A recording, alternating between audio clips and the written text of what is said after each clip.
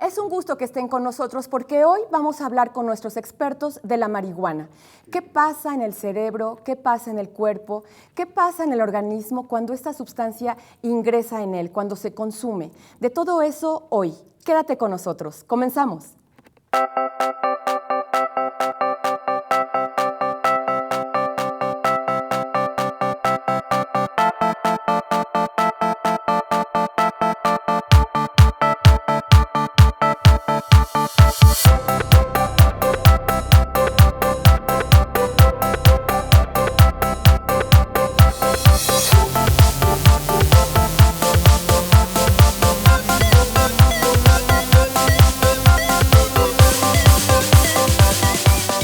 Para hablar de este tema, hoy contamos con la presencia de importantes expertos.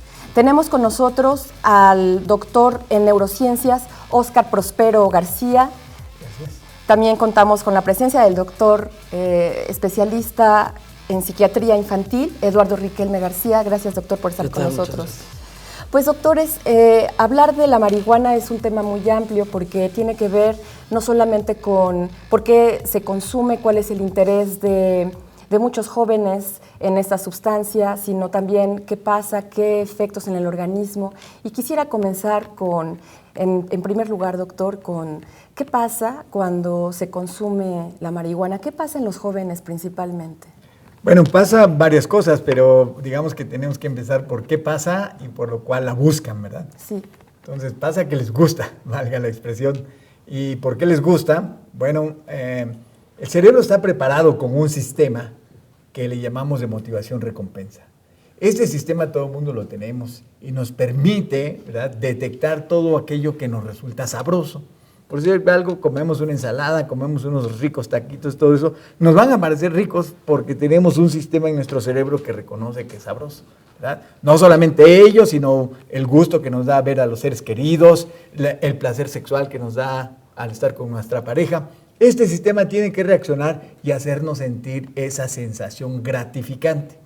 Cuando una persona consume, un consumidor, consume marihuana, lo que está ocurriendo es que está directamente activando este sistema, ¿sí? Y entonces rápidamente lo está activando, rápidamente está haciendo que este sistema aprenda a trabajar bajo sus efectos, ¿verdad? Eso, digamos, es por lo cual los jóvenes y también adultos consumen marihuana, ¿verdad? Porque ataca directamente, por decirlo así, a este sistema del cerebro que está generado por madre naturaleza para que nosotros disfrutemos de la vida. Es el que se activa, insisto, todas las veces que comemos algo, bebemos algo, llevamos a cabo conducta sexual con nuestra pareja y todas esas cosas que nos hacen sentir mucho placer.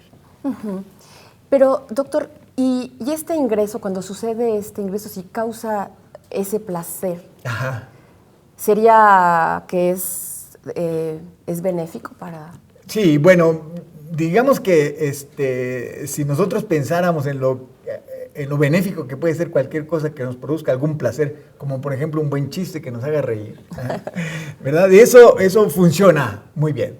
El problema es de que cuando un sujeto está utilizando marihuana, frecuentemente eleva las cantidades digamos que requiere en todo caso el cerebro a muy altas. Y no es que yo diga que el cerebro requiera como tal la marihuana. También tenemos que comentar que el cerebro genera su propia marihuana.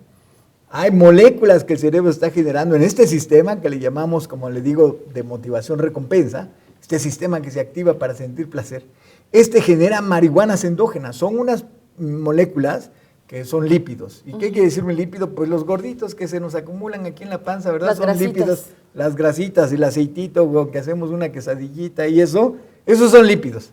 Entonces, unos muy particulares, ¿verdad? En especial, se llaman endocannabinoides. Y estos endocannabinoides, porque el nombre científico de la marihuana es cannabis, ¿verdad? Cannabis. Sí. Entonces, endocannabinoide viene de que el cerebro mismo lo sintetiza.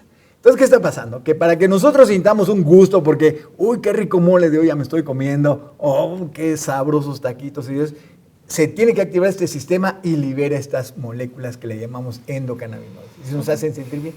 Y actúan de una manera tal que es muy parecida a la de la marihuana cuando una persona la ingiere. Nada más que los endocannabinoides se liberan en cantidades muy chiquititas. Voy a decir el nombre de la cantidad nada más para hacer una referencia. Nanomoles. O sea, eso es, quiere decir chiquito, ¿verdad? Mientras que cuando alguien fuma marihuana, alcanza los milimoles. O sea, que son 10,000 veces más de lo que naturalmente el cerebro produce, ¿verdad? Y ahí empieza a tergiversar el cerebro.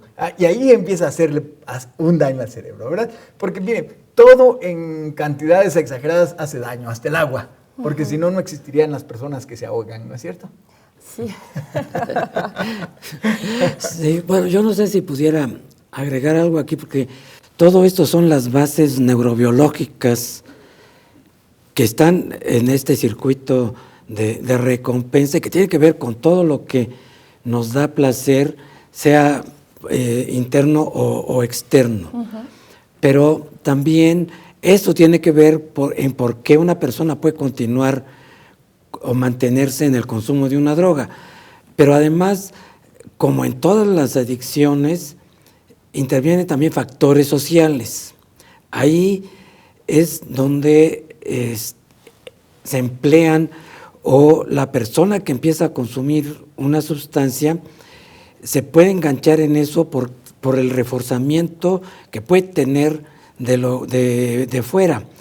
En ese sentido, todos estos programas, por ejemplo, estamos tratando de limitar esa parte, pero lo que no alcanzamos a detener es toda la influencia de redes sociales, toda la influencia de gente que puede recomendar o puede hacer que alguien empiece a probar una sustancia, en este caso la marihuana, y de aquí surgen una serie de ideas muy distorsionadas, a veces irreales, a veces tienen un fundamento real, pero que de ahí se empieza a construir una impresión falsa. ¿Por qué de repente empieza a surgir esto, aparte de este sistema de recompensa? Es que la gente tiene una baja percepción del daño y de los riesgos que conlleva el probar una droga. Entonces, de aquí salen una serie de ideas que se convierten en mitos, porque trata uno de explicar o de explicarse de dónde viene esta situación. Y esto es la historia de la humanidad. O sea, y empieza por querer entender la creación misma. Y por de ahí ejemplo, surge doctor, esto. Uno de los mitos que se escucha con más frecuencia es que, que la marihuana, por ser natural, ¿no? se le confiere como una propiedad, pareciera específica, sana. Exacto, sí, es una verde, hierbita, ¿no? Es una hierbita. Madre naturaleza la creó, pues no debe hacer daño, ¿verdad? Bueno, hace bien aclarar que hay dos tipos, por lo menos hay dos tipos de drogas, así hablando globalmente, ¿verdad? Aquellas que son un producto de la naturaleza, como es la marihuana, como es la cafeína, ¿verdad? Como es la cocaína, los derivados del opio, la efedrina. Bueno, todas estas son moléculas que naturalmente existen en la naturaleza, las podemos extraer de plantas y todo ello, ¿no? Pero están también las sintéticas, ¿sí? Son las creadas por el humano con fines específicamente para producir placer, porque activan también este sistema de motivación-recompensa, ¿verdad? Y en eso tenemos el LSD, las tachas, la anfetamina, la metilanfetamina, en fin, todas estas que han sido creadas exclusivamente para proceder a producirse placer, ¿verdad? Pero de todas maneras, cualquier molécula que se extraiga de una planta, ¿verdad? Un químico de esos que sintetizan cosas, que saben cómo poner juntas átomos y todo y crear moléculas, pues fácilmente ahora ya la hace en el laboratorio. Entonces, cualquier molécula que originalmente se haya extraído de una planta, se puede también sintetizar en el laboratorio, ¿verdad? Así es de que es un mito urbano el que digan, solamente porque es una planta ya es benéfica, y esta, como lo hicieron en el laboratorio, esa ya es dañina. No, ambas. Aquí esta parte es muy interesante porque el mito puede ser alguien que sea favorecedor del consumo de marihuana, puede decir, pues estas cosas no las vemos, entonces eso es un mito. Claro. Todos los mitos están en los dos lados.